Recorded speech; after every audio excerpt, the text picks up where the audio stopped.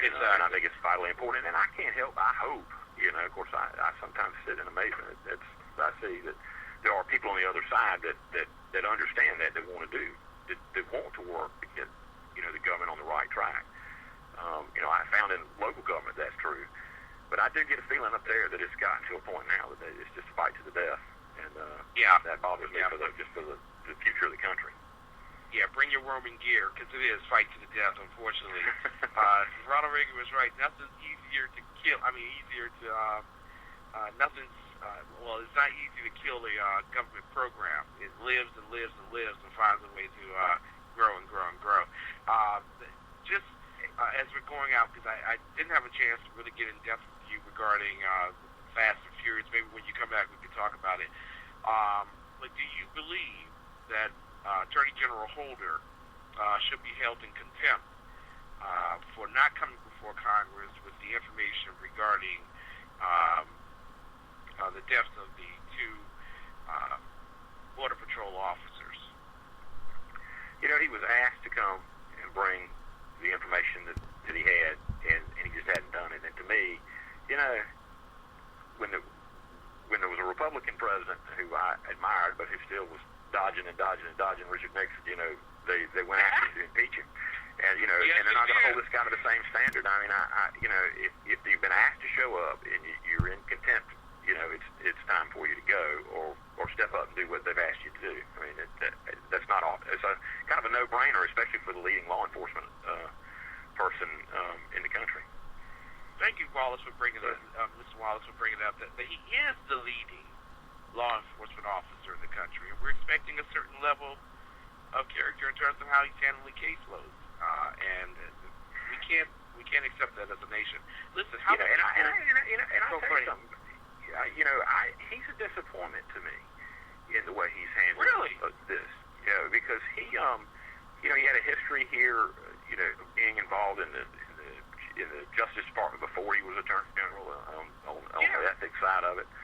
And when the first thing they did when they came in, which I admired because I followed the case that was against Senator Ted Stevens, whose politics I didn't always agree with, but I thought got one of the worst, most just of justice. It was an absolute miscarriage of justice what happened to Ted Stevens, and the fact that it cost him his Senate seat. It was just reprehensible, and as far as I'm concerned, the FBI and the Justice Department folks who prosecuted that, they ought to be in jail for what was done to him. I mean, they had witnesses that were flying in from Alaska, and then finding out that the guy what they wanted to testify to didn't match and flew him back. I mean, when I heard stuff like that, I was just, what a disgrace.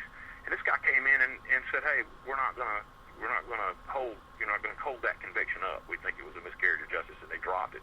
And I was impressed with that. And he's turned around from there, and it's been all downhill ever since. And I was very, very disappointed because I had a better thought that he would be a much better Attorney General than he's turned out to be. And right off the bat, I was impressed with that. And like I said, it seems to be one thing after another with him. Now, you're in a race now with 8 other candidates for the position of congressional representative from the 7th District of South Carolina, which is a new district because of population growth it was formed. Let me ask you, what's the biggest thing that separates you from all of your opponents? I think the roots that I have across this district, because this is going to be it's a very diverse district. Like you were saying, it's a rural district, but actually, Myrtle Beach is a good-sized city, and in the southern half of Horry County into Georgetown County is a good-sized city. There's the bulk of the population growth has happened here, but yet you have all this rural part of the district that's a pretty big section, probably 40% of it, and then you got a metropolitan area in Florence too. And I think you got to have somebody that understands and makes a priority of everybody's needs, because we've got issues that are as diverse as building an interstate I-73 for both hurricane evacuations and economic development and so forth. And then you've got people in Chesterfield County that are basically in a state forest. A good chunk of that county is that, and they've had their rural fire rates go up 3 times what it should be. Wow. Because not being within the volunteer fire department. That's got to be something that I think people, they need a guy that's going to be up there championing and making a priority out of everything. And with me having ties across the district, I think that's one of the things that I believe is the most important. And then I tell this story all the time. I've worked in a lot of campaigns, and in 1996 I spent some time with Senator Thurman, who was in '94 and was in great shape as best I could tell when I worked with him. And I asked him, I said, what advice would you give somebody who was a young guy, because I was 25 then, that might get into public service? And he told me, he said, always remember that if someone sitting on the other side of that table is there with a problem, it's because he didn't believe he had anywhere else to turn, and it was your job to help him. And that'll be the number one priority is making sure that these folks feel like they've got a congressman that's up there both fighting for them and fighting against the crises the country faces under control, but also when they've got an issue with the federal government and they've got nowhere else to turn but their congressman, that he'll be there to listen to them and see what he can do to help them. And that was Senator Thurman's hallmark for all those years, which is the reason why nobody could ever even come close to beating him, was that, that was his top priority.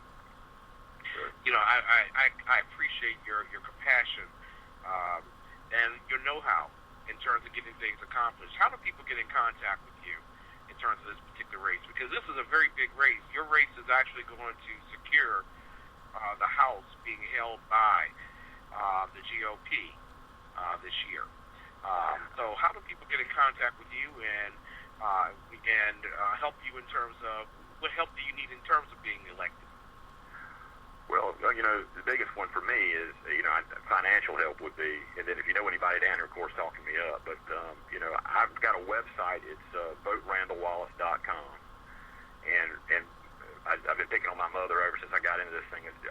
Randal is spelled with one L. I said, you've caused me a lot of heartache having to tell everybody R-A-N-D-A-L. But it's voterandalwallace.com. And you can give online there. And it's got everything, that we're working on laid out on the website, and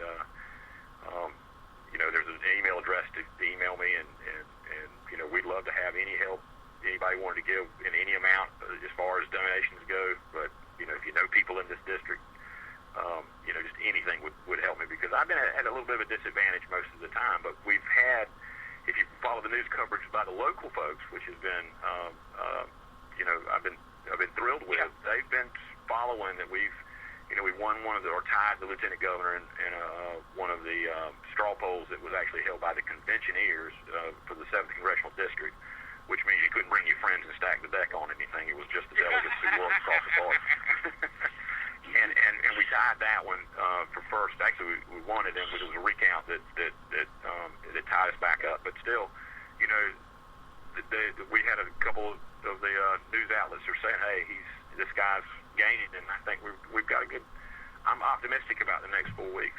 So actually, I watched you on Politically Incorrect on one of the local stations, and I think you did exceedingly well. And that's where I found out that you had signed the Cut Cap and Balance Pledge, and I applaud you wholeheartedly for that. Listen, this is the type of man that we really need to send to Washington, D.C. He served in office, but as a public servant.